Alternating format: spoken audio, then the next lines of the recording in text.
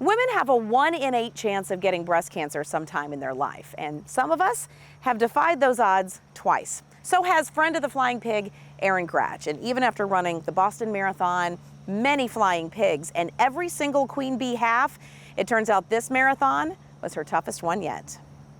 Erin Gratsch started running in 2003 at age 31.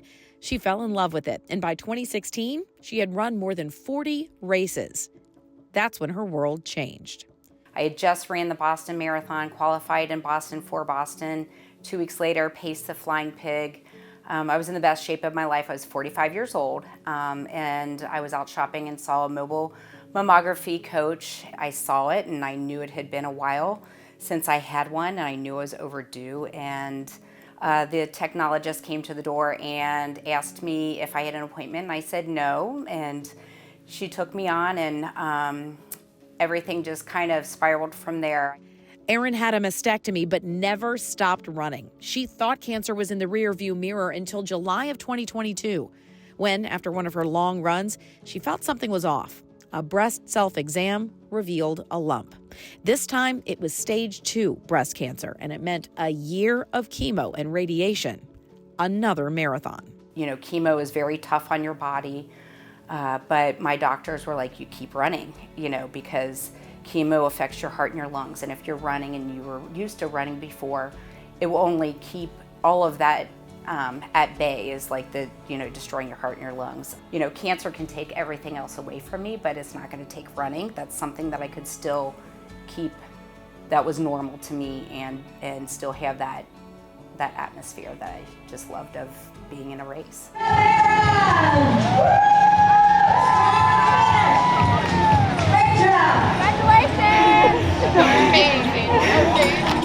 Erin says she owes everything to that mammography van that caught her first cancer. And today, she's bringing it full circle as the program coordinator for women's imaging at Mercy Health, where she runs the mobile mammography van. You know, I fear for what, might be in my future, but I wanted to, provide the education so other women could, maybe if, they had a mammogram, it might spare them from having, a lumpectomy or radiation or chemotherapy. I mean, I've always taken my cancer journey as somebody else is always going through something worse than I am going through.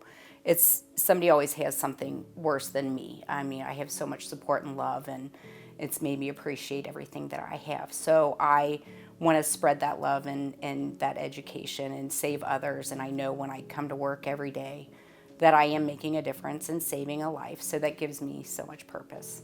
Erin's second diagnosis came at an especially tough time. She was in the middle of planning her wedding, but a local breast cancer charity stepped in with an amazing gift. So we were going to get married September 9th of last year, but I was diagnosed with breast cancer, and the week that I started chemo was the weekend that we were supposed to get married. So we postponed it, and the Karen Wellington Foundation found out that I postponed my wedding and I didn't get to go and get married and go on our honeymoon, so they gifted me a trip to Hawaii.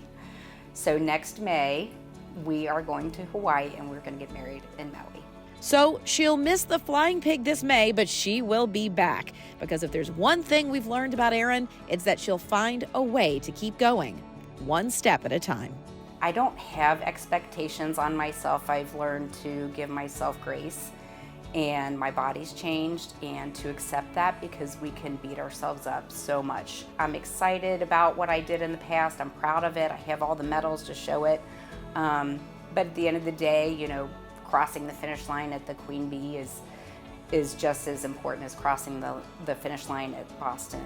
My favorite quote is Martin Luther King Jr., if you can't fly, then run. If you can't run, then walk. If you can't walk, then crawl, but whatever you do, move forward.